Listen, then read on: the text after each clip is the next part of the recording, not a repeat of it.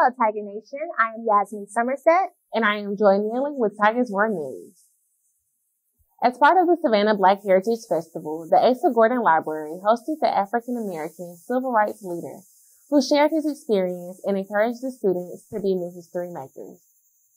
Activist Ben Chavis spoke to students about how to be new history makers. Tigers Roar reporter Neisha Rogers spoke to Chavis about the event.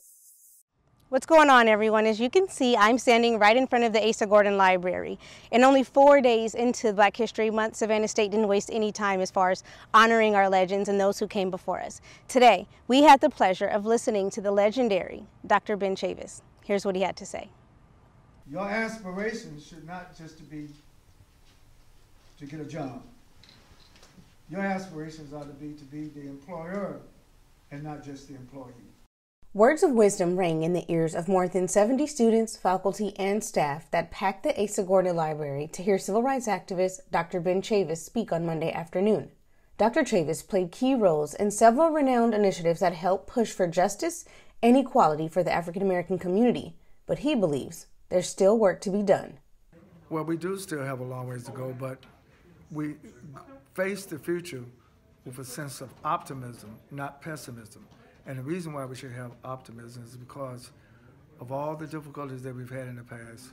Our ancestors found the fortitude, found the resilience, found the faith, the self-determination to overcome those obstacles. Students like Deja Johnson, a senior at Savannah State, believe that it's important for leaders to come in the realm of the student body as a way of passing the torch to raise up new trailblazers.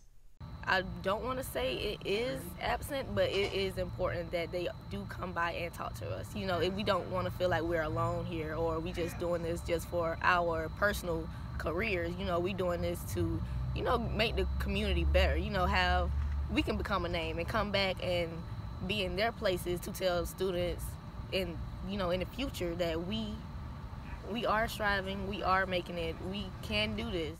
Each generation will be faced with these challenges. And so this generation has to look at that legacy and be encouraged by the legacy of our past, not discouraged.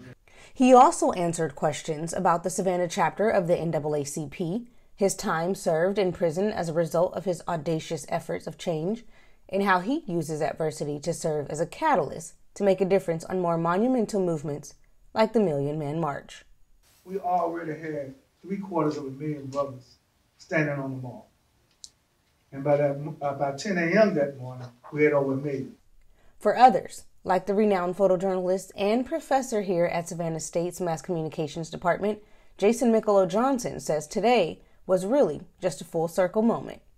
I was there in October 16th, 1995, when he helped coordinate the Million Man March.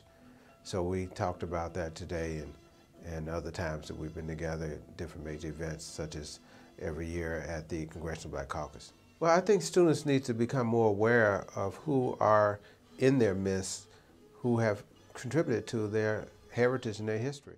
Savannah State and the Savannah Black Heritage Festival Committee hosted today's lecture as one of many events held on campus in honor of Black History Month. If you want to find out how you can go to any of the events that will take place this month, head to our website, tigersroar.com, to get a more detailed list. Reporting at Savannah State for Tigers Roar, I'm Neisha Rogers. Thank you, Neisha. The Black Heritage Festival celebrated 30 years this February, and though there are events all month long, Grand Festival Day is one of the biggest events.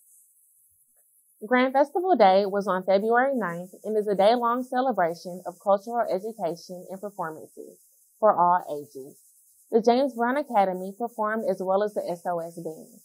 For more Black Heritage Festival events, visit tigersroar.com. The Georgia Poetry Circuit selected poet made his way to Savannah State University on Friday, February 8th. Decorated poet Adrian Mateka read some of his work and shared his thoughts on writing during the event held in the Asa H. Gordon Library.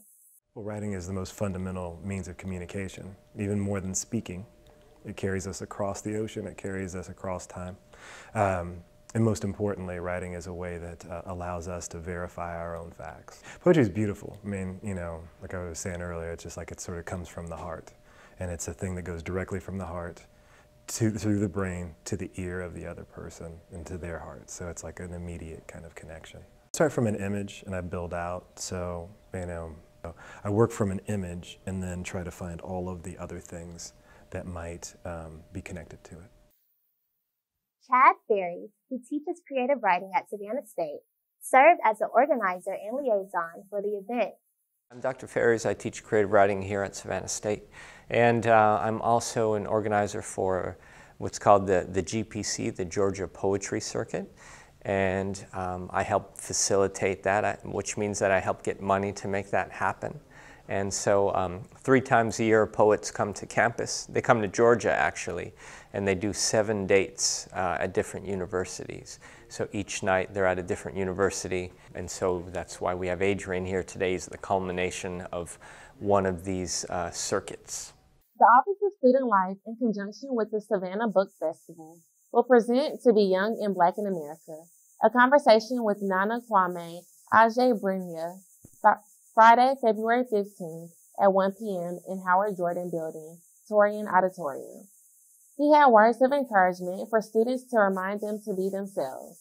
Tigersville reporter Asia Manning sat down and interviewed him. If you do choose to adjust yourself to play up and down the scale or whatever, always keep in mind that you're doing it to have to get to a place where you never have to do it. I hope, that isn't, you shouldn't have to do that. Following the talk, there was a meet and greet and book signing with the presenter. Go to Tigersville for the full interview. Here is your chance to go to the Virgin Islands for alternative spring break. The trip to the Virgin Islands is $1,600 from March 16th through the 22nd. The cost covers flight, room, $100 for food, ground transportation to the volunteer sites, and insurance. Now we have Allegra Wells with sports. Hello Tigers, my name is Allegra Wells and I am here with Savannah State University's baseball coach, Coach Hardy. How you doing? Thank you for having me, Allegra. Yes, anytime. And so, as far as this season, 2019, who are the newcomers this season and what could they bring to the team as far as style of play? We have a ton of newcomers this year. We have 24 new guys on our roster out of 33. They bring energy, they bring passion, they bring excitement. And do you have any seniors on the team? We have 2 seniors. Jalen Atterbury is a 4-year starter for us, and Caleb Hill was a transfer young man, but he's been a starter in our rotation for 3 years. Okay. And does your team have good chemistry? Is the chemistry okay? They have excellent chemistry. One of the best groups I've had since I've been here, and I've been here since January 2006. With only 2 seniors, the young guys have come in, a couple of transfers. They've really gelled together. Great. All right, well, thank you, Coach Hardy. Thank you, Allegra. All right, so go Tigers, and we're expecting to have a great baseball season. Thank you for joining us for Tigersville News. Follow us on Facebook, Twitter, and Instagram at SSU Tigersville. I am Joy Neely. And I am Yasmin Somerset, and we will see you back here on Friday. Have a great day.